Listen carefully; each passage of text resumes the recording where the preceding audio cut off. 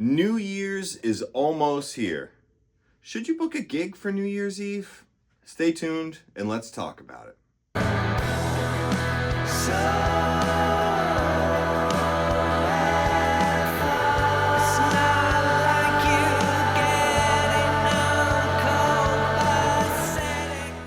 Now, there are three types of gigs you can generally expect to see for New Year's. You have your corporate gig, your venue hosted gig, and a house party gig.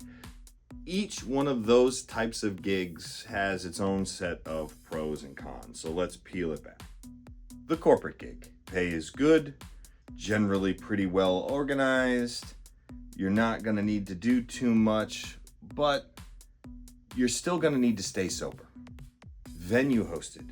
So these events are generally filled with a very lively crowd, pretty decent pay, not as good as you'll get at the corporate gig, but there's going to be a lot of activity and interaction with the crowd. But once again, you're going to need to stay sober because you have to drive home after the gig.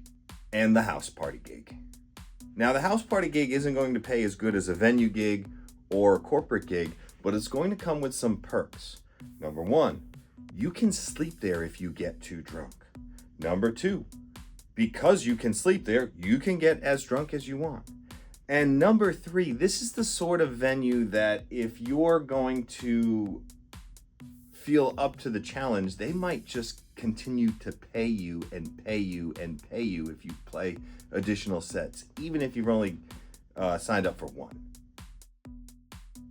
House party gigs are really interesting because it's kind of the Wild West of gigs.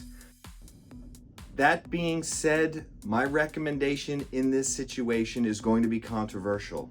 I don't recommend New Year's Eve gigs. Sure, there are definitely opportunities that are worth taking, and a lot of these opportunities can grow. A venue that likes you or a corporation that likes you for a holiday party is probably going to invite you back the next year. So it's a good regular source for income.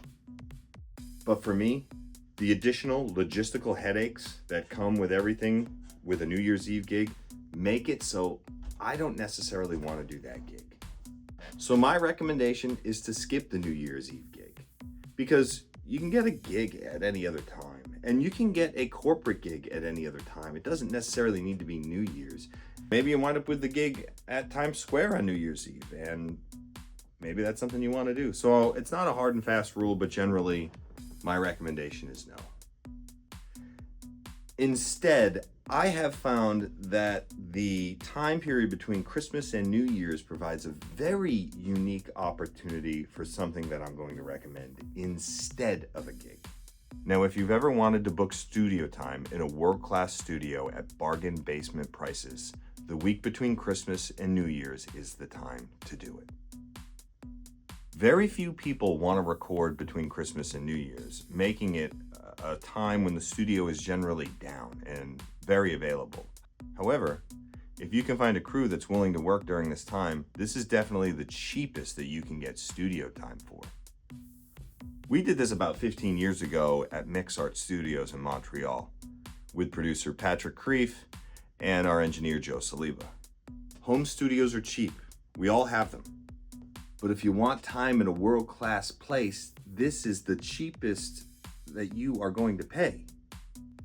World-class studios have equipment that generally home studios don't have. And if you really have your heart set on that, this is the time to clear a way to make that possible. And what you do is you hold off on celebrating the holidays until you get home.